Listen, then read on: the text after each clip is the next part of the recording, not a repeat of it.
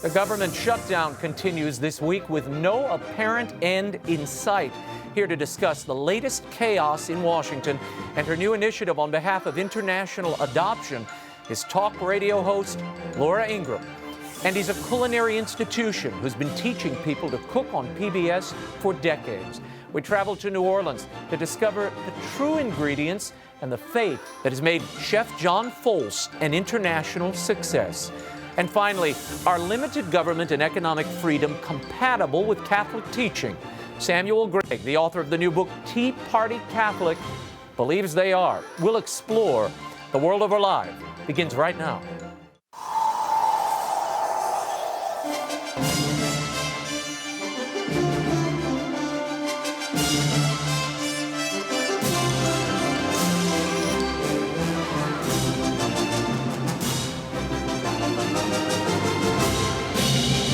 Now, from Washington, D.C., Raymond Arroyo. A warm welcome to all of you joining us in the United States and the world over. We're delighted you decided to drop in. Lots to cover tonight. Laura Ingraham, Chef John Folse, and Sam Gregg are straight ahead. As always, if you have a question or a comment about tonight's show, you can tweet them to Raymond Arroyo or drop us an email at worldover@EWTN.com. Lots to get to. First up, the brief. News from the world over this week. In the wake of the budget impasse and the partial government shutdown, the Obama administration has refused to allow priests contracted by the government to celebrate Mass on military bases this past Sunday. The Archdiocese for the Military Services, USA, estimates that chapel doors were shuttered at approximately 50 military installations. Civilian chaplains were prevented from celebrating Mass. Active duty chaplains were not affected.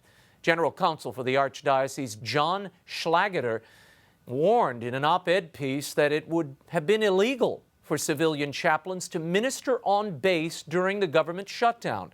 Even as a volunteer, they risked being arrested for attempting to do so. Earlier this week, the Archdiocese was told that civilian priests could return to ministering. Joining us now to discuss what he encountered this past Sunday is Father Ray Leonard. He ministers at the Naval Submarine Base at Kings Bay, Georgia. Father, thank you so much for joining us. Now, you go to say Mass for the service people on Sunday, and what did you find? They just simply informed us that there would be no Catholic services would be permitted. We had scheduled confession and Mass, and there were signs on the door saying no Catholic services until further notice. And what was the reaction from your parishioners? The reaction of the people was disbelief. They had, this is our church. We had expected that every week we have Mass there. They see that as the place that they go and have services and have confession. And so there was a lot of anger and dismay. Father Ray Leonard, thanks so much for bringing us up to speed and for all you do for the servicemen and women. Thank you. Thank you, Father. And immigration reform was front and center on the otherwise closed Capitol Mall here in Washington, D.C. On Tuesday, the Obama administration allowed the immigrants' rights rally despite the closure of the mall, its monuments and memorials. Congressional Democrats are calling on the House to pass an immigration reform package already approved by the Senate. It has the full support of President Obama. It is in the national economic interests of the United States, and it is in keeping with our long history as a nation of immigrants that we want a vote in the House of Representatives on comprehensive immigration reform, and we want it now. That was Senator Menendez. The Republican-led House has no plans to vote on the Senate measure. Instead, the House is considering several individual immigration reform measures. More on all of this and the latest from Washington later in the show. Meanwhile, U.S. officials said Wednesday that the Obama administration is ready to slash hundreds of millions of dollars in military and economic assistance to Egypt. The U.S. has been considering cutting aid since the Egyptian military removed the country's first democratically elected leader in June. It would be a dramatic shift for the Obama administration, which has declined to label the ouster of President Mohamed Morsi as a coup. The administration has argued that it is in the U.S. national security interest to keep aid flowing. The move follows a particularly violent weekend in Egypt as dozens of people were killed in clashes between security forces and Morsi supporters. The U.S. currently provides Egypt with $1.5 billion in aid each year. And Christian leaders in Israel are up in arms over a string of attacks on several high-profile religious sites and properties. In recent months, vandals have desecrated a Trappist monastery outside of Jerusalem, a Baptist church inside Jerusalem, an historic Protestant cemetery, and other church facilities. Police arrested 4 Israeli settlers in connection with the cemetery attack, but they were later released. A movement of young Jewish extremists is blamed for the vandalism. A spokesman for the Israeli police said it has set up a task force to combat this nationalistic motivated crime. Jerusalem's Latin patriarch Fouad Poual said authorities are not doing enough. I'm not satisfied, really. Even when they say, sometimes they meet very young men, 13, 14 years, to say we cannot condemn him. But go to the roots. Go to the roots, to the cause, to the school, to the education for the well-being of all our society in Jerusalem and in Israel. Christians comprise less than 2% of the nearly 8 million people living in Israel. And a Chinese couple has offered an horrific first-hand account of the forced abortion of their son under China's one-child policy. The heartbroken parents Liu Jinwen and Zhao Guoqiang told Sky News this past week that in a pre-dawn raid, 20 officials from the Government Family Planning Commission broke down their door, dragged Liu from bed, and took her to a hospital. There, she was injected with abortion-inducing drugs. It took a day for her son to die. He was aborted 3 months before he was due. 我说还等他吗？他说好像不大等他了，不大等他了之后，哎呀，我姐就顿时我没收着我爱人就是刘玲了，我自己出去，找不着我是一个孩子没了。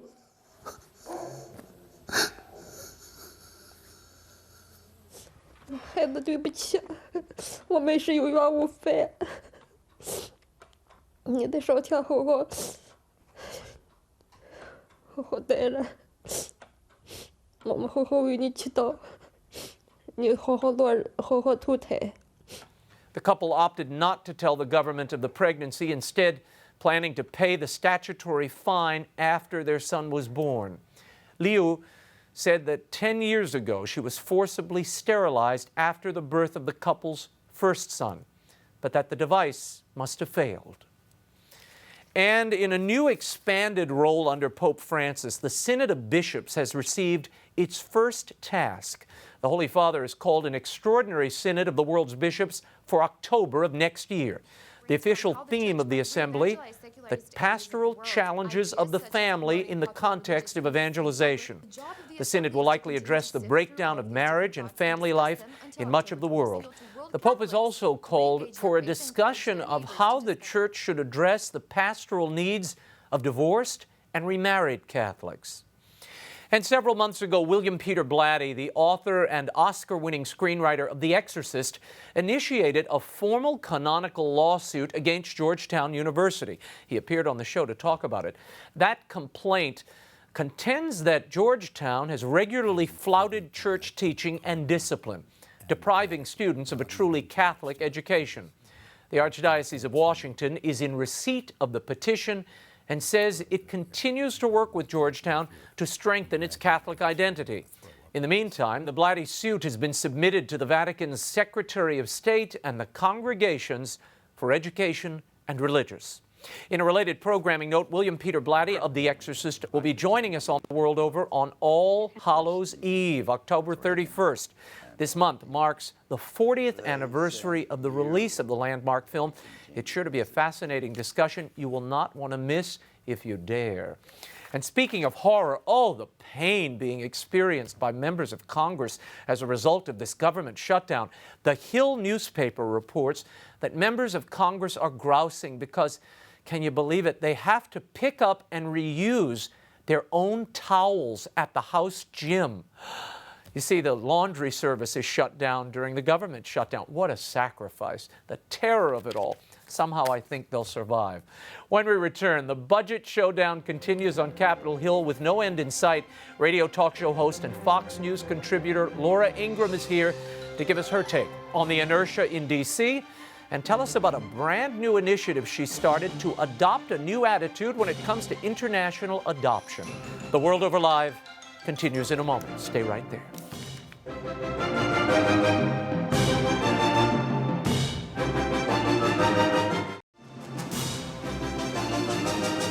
Now, once again, Raymond Arroyo.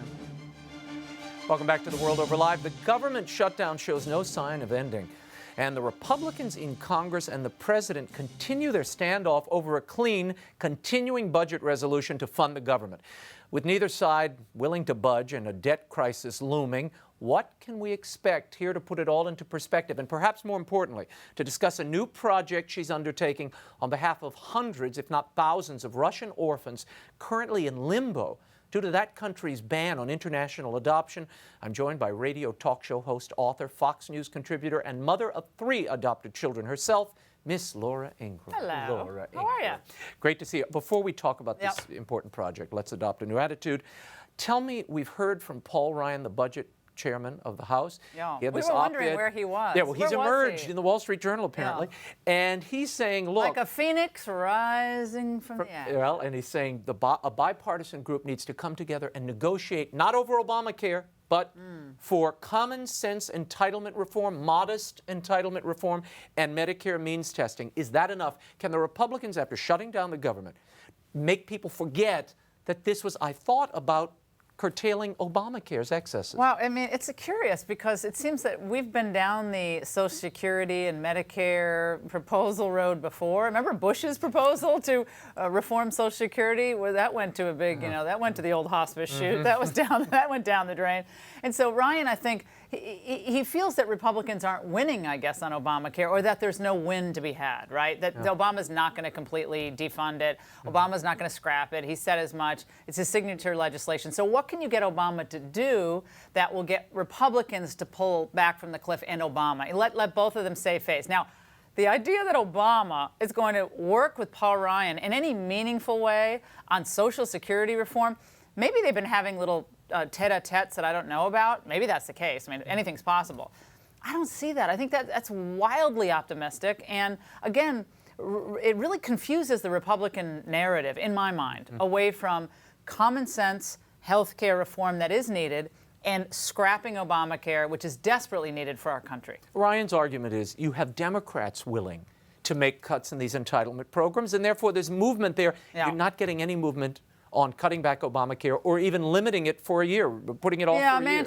Senator Manchin from West Virginia was on board with the delay. And Right. Ryan might be right to some extent. Look, I think Obama has staked out such a solid position on Obamacare, solid in his thinking. And Harry Reid has confirmed it in statement after statement. So for a Democrat to then come forward and say, Harry, Mr. President, I'm done with this, it's kind of hard to see that happening at this point. So I think Ryan thinks that he can come in, and he's the solutions guy, and he can shift this whole narrative in a positive way. I think it's going to be tough at this point because I think the grassroots is really exercised about Obamacare, especially with all the great bad stories about Obamacare that illustrate how foolish this whole project was and how devastating it's going to be to patient-centered health care. To say nothing about independent sovereignty and forget it. conscience protections and all the... That's all out the window. Yeah. Let's talk for a moment of that super committee. They're saying we need a super committee. Oh, I love that. We'll have Supercalifragilisticexpialidocious committee. We did this in 2012. Super commissions, ad hoc commissions, special committees, special investigations. I mean, DC voodoo. I mean, it is just a way for people to, I think, remove themselves from immediate responsibility and say, look, we're doing something. We're meeting behind closed doors, which I don't know about any of you watching, but are you not sick of people meeting behind closed doors? Don't you want them to meet each other in the sunlight and the light shining on, the cameras there, so we can see who's cutting what deal and who's getting what for giving up this? Like, I want to know who's horse trading and what they're horse trading, because usually it ends up killing us off and helping some, so-called politically correct group. So I never liked the behind closed doors, tete-a-tetes. I don't think they accomplished Let's much. talk for a moment about this new initiative you've launched. Yes, Let's it's exciting. adopt a new attitude. What is this, and where did it come from? It's kind of a long website, isn't it? AdoptAnewattitude.com. It sounds kind of liberal, which, people pretty much know I'm not. But it's not political at all. And that's part of the reason why I really love it. And people have heard about this new ban that Russia has in place to stop any adoptions into the United States. And because I have two Russian children, I've managed to spend a lot of time in Russia, and I've seen the places firsthand. And the orphanages. The orphanages and institutions. And look, there's some good people who work there. There's no doubt. They do the best with what they can, what they have, and so forth. They're limited resources. But we have hundreds, Raymond, of families in the United States who've basically already started down the road, who have all but been approved to adopt, who visited the children, whose children see them as their mom and dad, and it's just stopped. And then we talk special needs kids, Down syndrome children who are the most vulnerable, especially in Russia, where, again, limited resources, and for whatever reason, Russians don't adopt their own children in the numbers that are needed. So this was just a great thing, because there's so many American families who, for whatever reason, didn't have luck in the domestic adoption front, or felt the calling because of family relationships or whatever to adopt from Russia, and they're out of luck. Now, this is a ban Vladimir Putin supports. Right. The Duma passed, and you have gone out and recorded children, Russian adoptees, here now in this living country. in the United Former States. orphans. First time they've ever spoken directly to Vladimir Putin in this video. I want people to take a look at this, and then we'll talk Excellent. about it.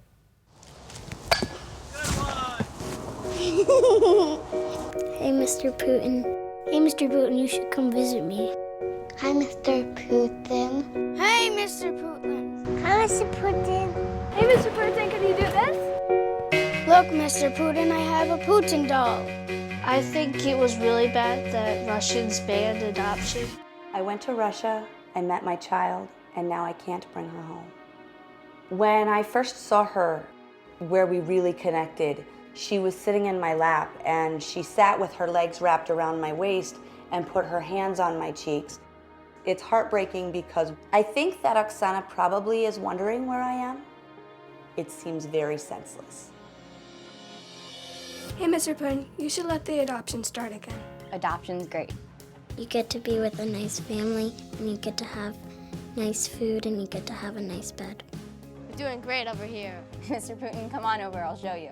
We're doing fine. Kids like me get really nice families. And you should come over here. I'll let you play with my Putin doll. What has been the reaction to this? I mean, it's so powerful, particularly that mother, Yeah, the families. it's both infuriating and inspiring. Inspiring because you see these kids who came from such difficult backgrounds, and their parents who sacrificed enormously to bring them here, raise them.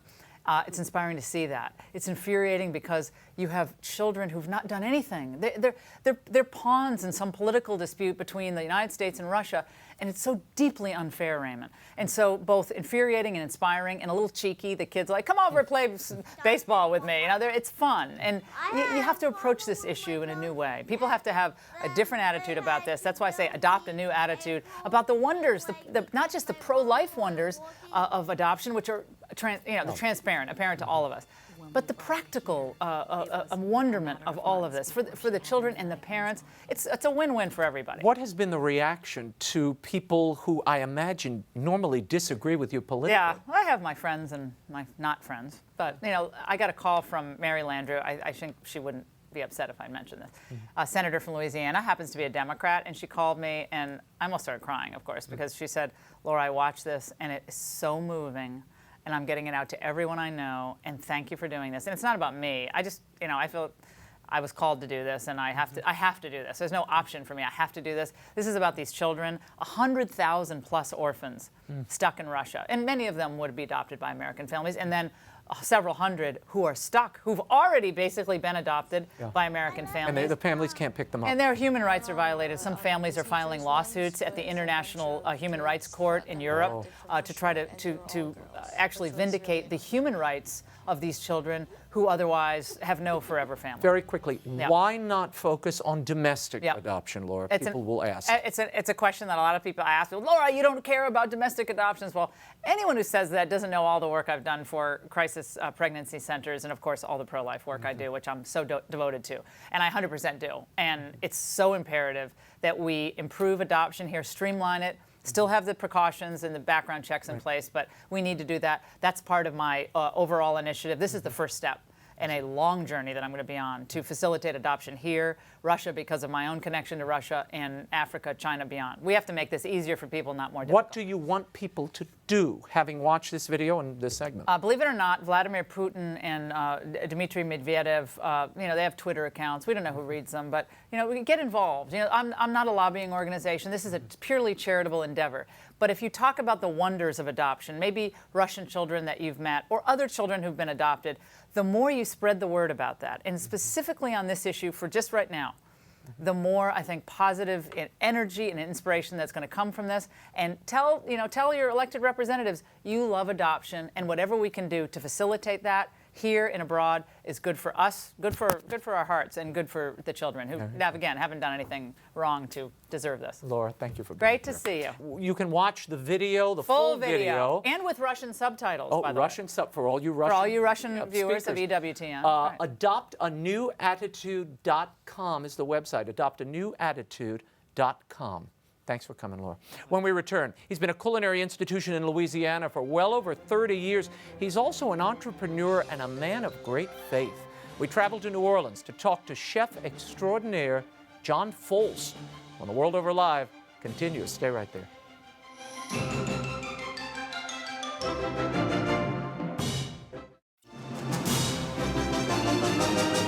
Now, once again, Raymond Arroyo.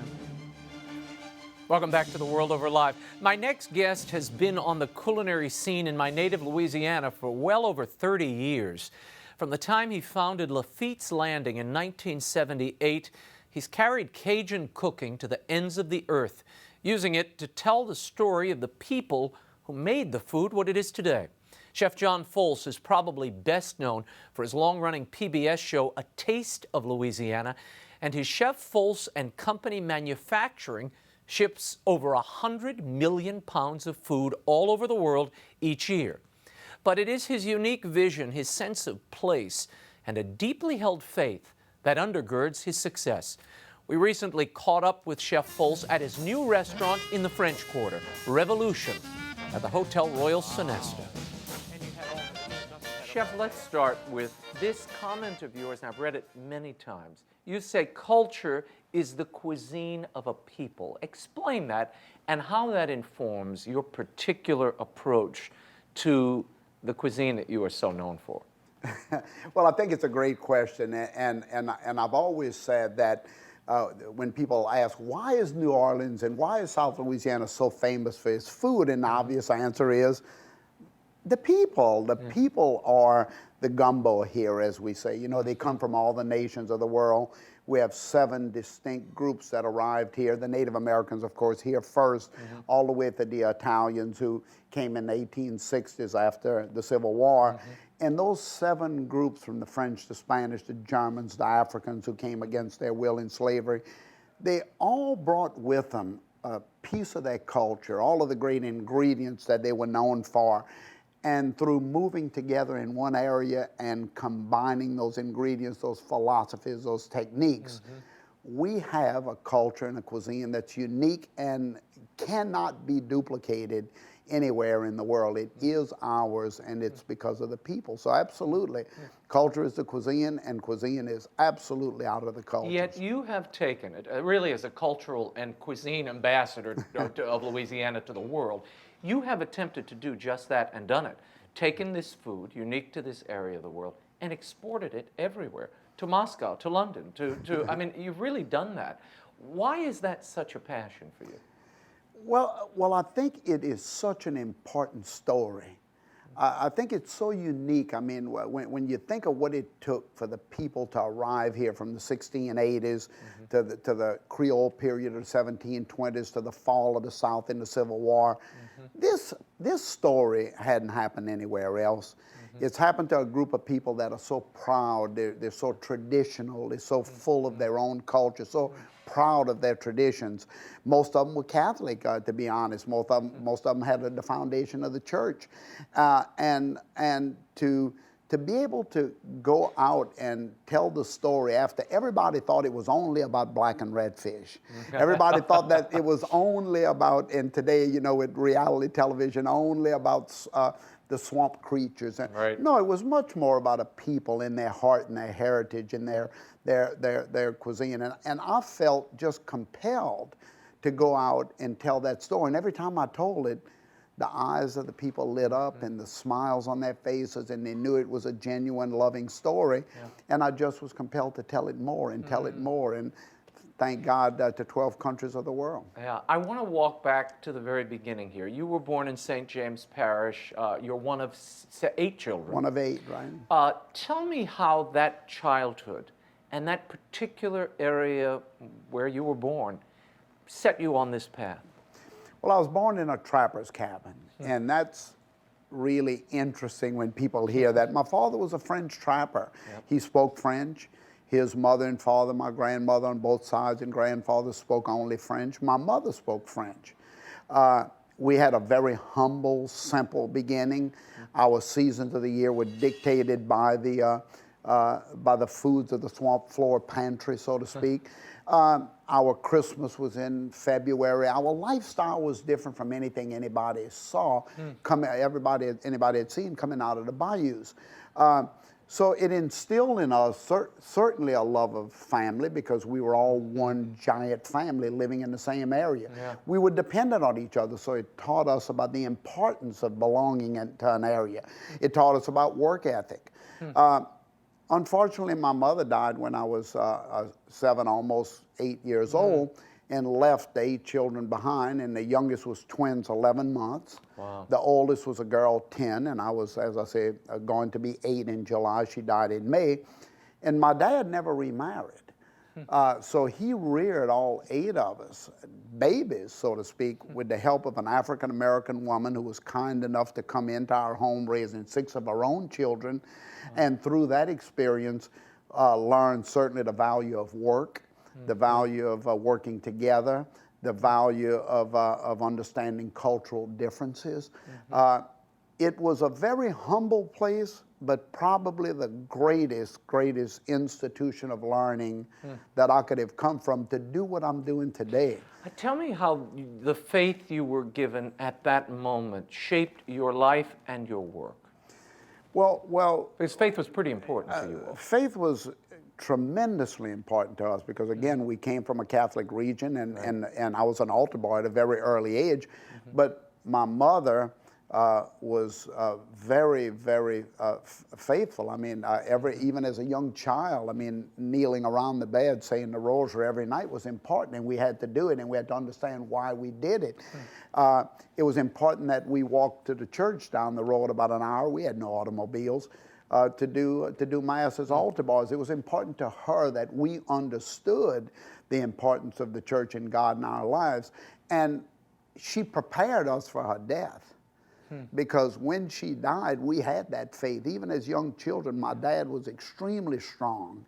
Her mother and father was extremely strong and believed so much that God's hand was in everything, that it really placed us on a firm foundation, even in these difficult times and primitive times in the life of people in America looking at the swamps of Louisiana.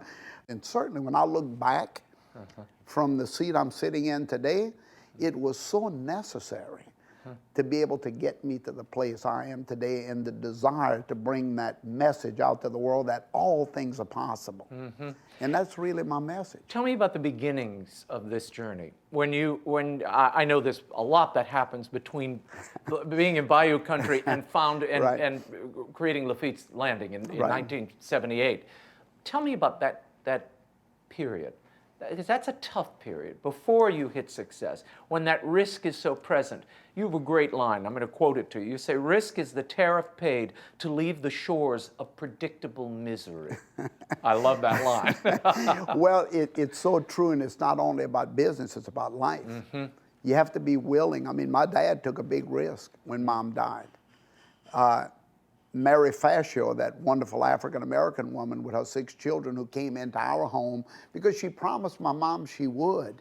If anything happened to her, my mom said, would a wonderful woman like you look into these children? So absolutely, I mean, these lessons in life were very important. So absolutely, I mean, faith kind of made sure that we understood that risk was a part of everyday life, right, and how you approach risk and understand that it is the price you pay. You have to take that chance to go out and make something happen, and that's what we did. And you like the thrill of, and I think from what I read, the thrill of building something new. Tell me about founding Lafitte's Landing and how that relates to this new endeavor. We're sitting here in Revolution, this new restaurant you've opened in the French Quarter. You're first in New Orleans. Tell me about that. Well, you know, I realized early on that the real story of Louisiana food was just not being told. Everybody wanted to do French cooking, or everybody wanted, and I found myself working in a hotel in Baton Rouge as a young boy after school, and said, you know, why isn't anyone doing the sauce pecans and the Creoles and the gumbos and the jambalayas? Where are they in the restaurants of the South? This is what we eat.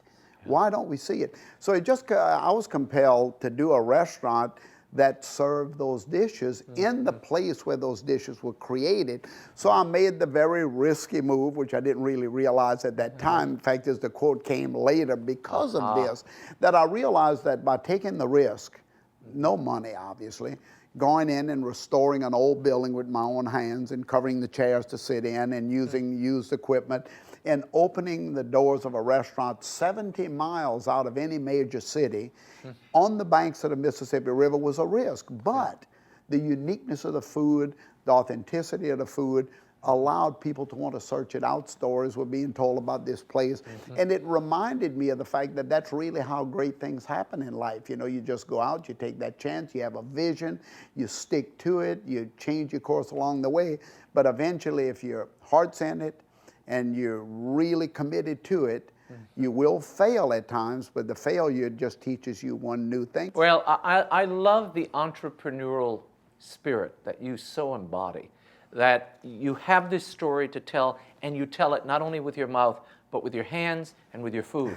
And so people are really receiving it on multiple levels. How aware were you when you started this? That you were you consciously making an effort that I'm going to tell this story through the palate and through the ear? I'll never forget, it was a Christmas season, and I think it was like a Christmas Eve sitting around talking about why doesn't anybody know about us? And I was talking about the cuisine and the culture. I said, nothing is more interesting, exciting, more important, more historical, more cultural than this. And then somebody at the table said, well, why don't you do it? And I said, I might just do it. And really, it was as simple as that, because I knew that the story was important.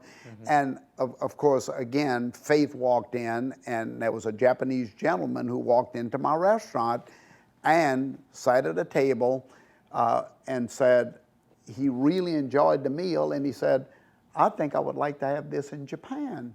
And just out of the blue, with no indication whatsoever that this gentleman was one of the top hoteliers in Japan. He owned the largest polo company in the East. And he ate the food at Lafitte's Landing, very simple food, and said, we need to bring this. Would you come do a restaurant for just a temporary restaurant to showcase American cooking? Because he says it's very important in the world now. This was in the 1980s. And I said, Japan? Wow, are you kidding me?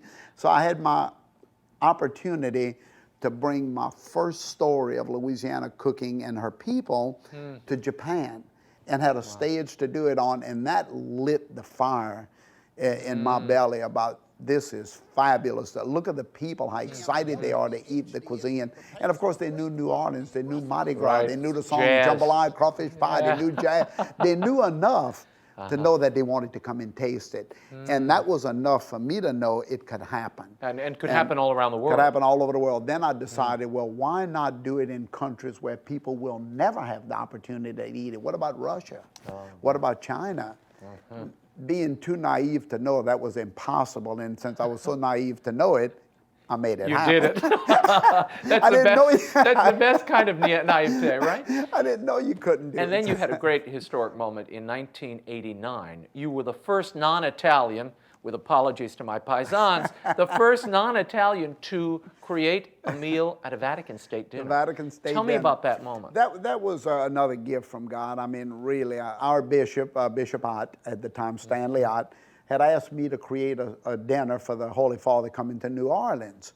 And so I came in and created this beautiful idea of having 7 nations, beginning with Native American, going all the way through to Italian, each to create a course to represent the cultures of Louisiana. And this is what makes America in our region what America is all about, the Cajun and Creole culture, this multitude of people coming together, and let each one of them showcase the foods of their culture. And we did it, and then I got a visit from Bishop Ott saying, we're having a little trouble. The great restaurants in New Orleans really wants to do this dinner. And I said, well, okay. And I said, but you know, Bishop, I said, they're probably right. I said, if you were bringing all New Orleans chefs to Donaldsonville, where I am, I would be offended. I said, so I understand it perfectly well. I said, I tell you what, why don't I just back away and just let the chefs in New Orleans have their time with the Holy Father. It's right for them to do it. And he said, I'll never forget, and I just love Bishop Ott, and he looked me right in the eyes and he said, I promise you, you will do a dinner for the Vatican. And I said, well, if it happens, it happens. And a couple of years later, he called me one day and he said, well, remember that promise I made you? He said, this is the day. This is the day. And I said, well, when is the Pope coming? He says, he's not, you're going. So then, of course, I went over to Rome and did the Vatican State dinner, which was absolutely incredible. And again, as I say, just a gift from God saying, thank you for doing what was right back then, even though, of course, I was really anxious to do it. And I understand he was a fan of your gumbo. He was a big fan of the gumbo. Which you would, did you start sending it over? Which I did. I sent gumbo twice through LEONARD da Vinci because he mentioned the fact that he had loved the soup, that when he came to New Orleans, he loved the gumbo soup. And I said, well, I can certainly get some to you. And he said, is it possible? I said, it's possible. So I shipped gumbo only to be made aware later that it wasn't getting to him because of I guess some security or whatever. Yeah. But absolutely. You sent it over nonetheless. What are they missing in the cuisine today in America? Well, I think it's so unfortunate that chefs today are following the theme of fame. And everybody wants to be famous, and to be famous, let me try the next trick, and let me try to see what might work. That's what this guy is doing. Let me see if I can borrow from it. Yeah. When in fact, they're missing the most important thing. Where did you come from? Where does your heart lie? What's your heritage? Did your family come here as immigrants from Alsace-Lorraine? Then what was the food of that region? That's what your grandfathers and grandmothers brought here. Market your uniqueness. Market your uniqueness. Why do you want to be what I am, or why would I want to be what you are? Look deep into your heart and forget about everything else, because therein lies your creativity. And I think that's what's missing in America today, just looking into your heart rather than trying to chase the fad. Well, you said it earlier, and there's a wonderful quote I read about being true to your heart and soul, being true to who you are. That is really what this, not only the architecture of this building, but also what you serve on the plates here. Tell me about this restaurant and how it is sort of a culmination of your career and your philosophy. This restaurant definitely is kind of the storybook of my life, because really you cannot come to New Orleans to create good food. There's too much good food in New Orleans. You cannot come here to be a great restaurateur. There's too many great restaurateurs. I mean, the Brennan family, and I could go on and on about the great chefs here. So what was missing to me in New Orleans was exactly what we're talking about. the cuisine that really showcases the cultures. How can we put onto the table a corn and shrimp soup and tell the story of the Native Americans? Because they gave us the corn from Mesoamerica. They gave us the beautiful crawfish and shrimp from the swamplands. What about these slow braised dishes that were brought over here by the French in the 1600s? Who's telling that story today? How are we keeping our culture alive on the table? And how do we train our staff to buy into it and really get excited about the uniqueness of this restaurant? Telling the story of the people and the food they created. Just walking through Revolution is to dive into the culture of the region. From its indigo-stained carriage house bar to the blown glass vegetables and fruits of Louisiana on each table, Revolution is a constant reminder of the bounty of this area. On the walls of the central dining room is a mural depicting the people who contributed to this unique cuisine, each bringing something all their own. And then, of course, there's the food. And when barbecue shrimp and grits are on the menu, who can resist? Grab Here, I'm gonna use my fingers. You gotta use your fingers. It's New Orleans. Good. Oh, look this. Look, and I dip mine in the grits plate. you know how to do it. This is spectacular. Can we just sit here for the rest of the day? Absolutely. So every time someone sits at these tables, we want them to know that when they stick their spoon into that cup of turtle soup, the recipe is written on the wall so they can see it, but that it was designed in 1822, and the English were fighting against the French, and the English brought the turtle soup, and the French made it what it is today. We want the people to know how that turtle soup got to the plate today. That's what the restaurant is all about. We want people to walk out here saying, wow, I had no idea that's where our food came from. It's about the people, and that's what this whole restaurant is about, a recreation of the living stories, basically, of how our food developed over the centuries. Each year, Chef Folse hosts a Dining by Design dinner. It raises hundreds of thousands of dollars for the Cypress Springs Mercedarian Prayer Center, a healing and prayer ministry run by Sister Dulce Marie and her nuns in Baton Rouge.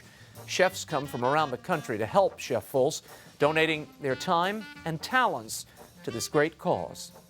And these chefs are coming from California and New York. They don't know Sister, but the minute they get here, they get to meet her, and then they become a part of the ministry. They always come back every year. I have chefs who come every year. We hope to raise. I think we're going to raise in excess over the 4 years so far, almost $1 million. We're going to raise hopefully another $250,000 to $300,000 this year. All proceeds, every dime, going to the cost of operation of this growing center and filling the needs of the people who come to see Sister, mainly sick and dying. And they have a place where I think God has sent her to establish a place where she tells me all the time, Papa said, I'll go to Louisiana, my people love me there. So what is next for John Folse? What's the next thing on your agenda? What are you seeing? What do you still want to do? Well, you know, I'll never forget the day we buried Mom. I was a kid, right? 7, yeah. And Dad gathered us all around this big old feather bed, and we had just gotten back from the graveyard, and he kind of put his hands around all of us, and he says, you know, I know y'all worried, but I'm not going to split up this family. I'm going to keep it together, but we're all going to have to work really hard to keep our family together. And when I think of the greatest challenges in my life, and I think of the direction I'm going to go in, I just remember that moment when it became so clear that all we had to do was stick together.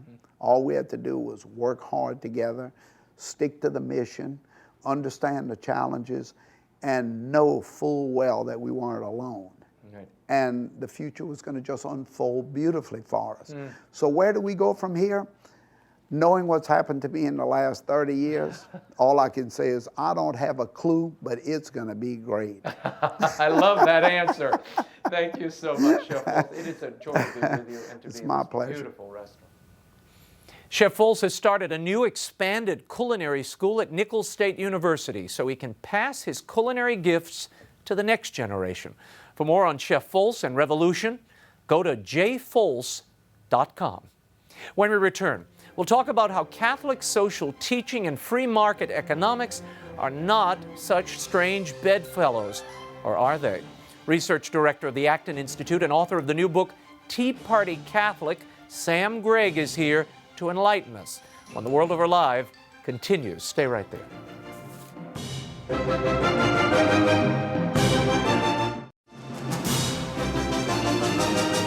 Now, once again, Raymond Arroyo. Welcome back to The World Over Live. As the battle over budgets and fiscal responsibility rages in D.C., Catholic social teaching is often invoked. Is it moral to cut benefits to the needy even when funds are tight? Is this government shutdown moral? Is the concept of limited government and economic liberty somehow at odds with church teaching? My next guest has examined the question in his new book, Tea Party Catholic, The Catholic Case for Limited Government, a Free Economy, and Human Flourishing. He's also the research director at the Acton Institute for the Study of Religion and Liberty. Please welcome Sam Gregg to the program. Sam, why title this book Tea Party Catholic? There are a lot of people who take a very dim view of Tea Party. It has a political connotation. And to conflate that with Catholicism, some say, you're dividing people in the church. Well, the book itself has very little to do with the Tea Party movement. In fact, I say that right at the beginning. What the book is about is talking about the American experiment in ordered liberty, and I use the phrase Tea Party because it harks back to things that Americans resonate with, things like the Boston Tea Party, the American Revolution, the American experiment. But the Catholic part is about showing how Catholics were, first of all, very involved in the American Revolution, much more than most people realize, that they were involved in shaping the American experience and the American experiment as we know it today. But it's also talking about how Catholics can inject some new ideas into ideas about limited government, about economic liberty, about religious freedom, which, of course, some people would say are three things that are under enormous stress today. So that's really the essence of the book, to get to this connection between the American experiment and Catholicism. And I think that's something that Catholics generally need to talk more about. Early on, you invoked Charles Carroll, the Yes. only Catholic signatory to the Declaration of Independence. What was his attitude about markets and economic liberty? And what are we missing there in that very early Catholic example, if you will, of someone at the founding? Well, what most people don't know is that he was, at the time, the wealthiest American in the United States. So financially speaking, he had a lot to lose if the revolution had gone south. Didn't work, yeah. It didn't work out. He was in big trouble. But more importantly, he had a view of the nature of government. He had very clear economic views, which we would describe today as more or less pro-market. But more importantly, I think, he had a vision of what this new republic was going to be about. And he saw it as one of an empire. He used the phrase empire of liberty. And what he meant by that was a society in which freedom, properly understood, would flourish. And his understanding of freedom wasn't autonomy for the sake of autonomy or liberty for the sake of liberty.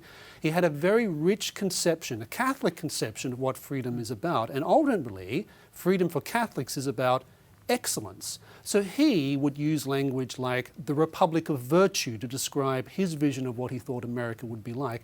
And that's very important language because lots of other founders use that same type of language as well. Now, you draw out this connection between economic liberty and religious freedom, something that we're hearing a great deal about today, heard about earlier in the show. Draw that out a bit for us, and then I want to get to some who might take a contrary view. Sure.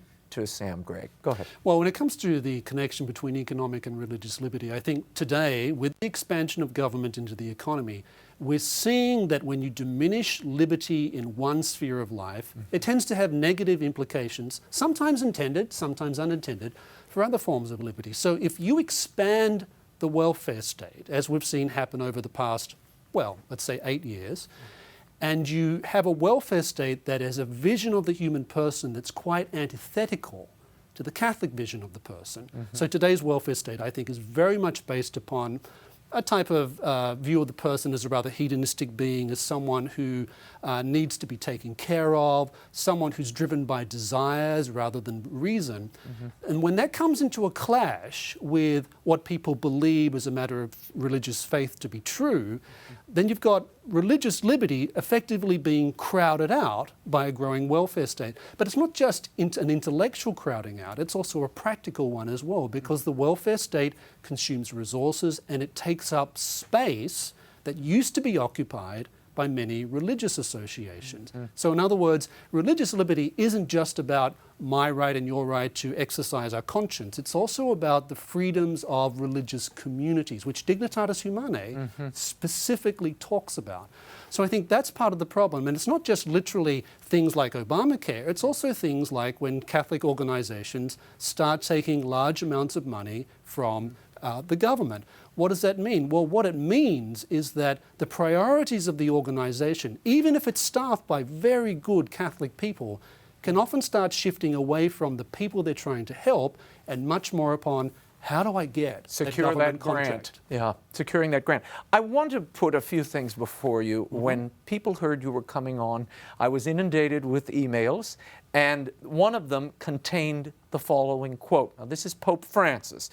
He said this when he was in Sardinia in September. "We don't want this globalized economic system, which does us so much harm. Men and women have to be at the center of an economic system as God wants, not money. The world has become an idolater of this God called money. It is not a problem of Italy and Europe. It is the consequence of a world choice of an economic system that brings about this tragedy, an economic system that has at its center an idol, which is called money." He seems to be condemning profit and a profit-focused market. Your response? Well, I think there's several things that are going on in that statement. First of all, I think he's reflecting the experience of many Latin Americans of globalization, which has not been in some cases a very happy experience. He comes from Argentina, which of course went through a huge financial meltdown back in 2001. He's also reflecting, I think, genuine distress that you find in countries of Europe where you have enormously high youth unemployment rates, for example. But the question is, has globalization helped the poor overall, or has it hurt them? Now, if you look at a region like East Asia, something like 850 million people have escaped poverty. 850 million people. That's a lot of people. Why? Because they've integrated themselves into the global economy. So I think many of the countries that he's probably referring to, such as in Latin America and in Europe, they are experiencing what happens when you globalize an economy. Things get more competitive. You have to work harder. You can't have big welfare states like we used to have anymore. So I think these are internal things that, frankly, many countries in Latin America and Western Europe simply aren't willing to adjust to. And as a consequence, they're starting to pay a price for it. Let's talk for a moment about Pope Benedict, his encyclical in 2009 on charity. And he said, "A true world political authority is needed to oversee the economy and work for the common good." Now, that is clearly an outside international entity imposing its will on free economies. How does that square with the philosophy you're advancing? Well, of course, it doesn't square in some senses, because I think that much depends upon what you mean by a world authority. And if you look at that encyclical, you find that he's very, very careful when it comes to defining what exactly he means by a world authority. And in fact, I think it was back in 2012, he made some comments basically saying that it could mean, doesn't necessarily have to be a coercive body. It can be a body, he said, ruled by reason, in which people came together to make collective decisions about things. So I think a lot depends on what is cashed out by what we mean by world authority. We have international institutions right now. We have the United Nations, we have the IMF, we have the World Bank, which already assume a certain degree of influence over the global economy. But here's the problem. The problem is that a centralized world authority simply could not know enough about what's going on in the global economy at any one point in time to be able to make anything but the broadest decisions possible about what goes on in the So you're economy. suggesting that supposition, that idea advanced by the Pope violates subsidiarity? Well, he goes on and says in that very same encyclical, he says now this world authority would have to operate according to the principle of subsidiarity because he knows, I mean, he's from a person who grew up in Nazi Germany. He knows what centralized power looks like.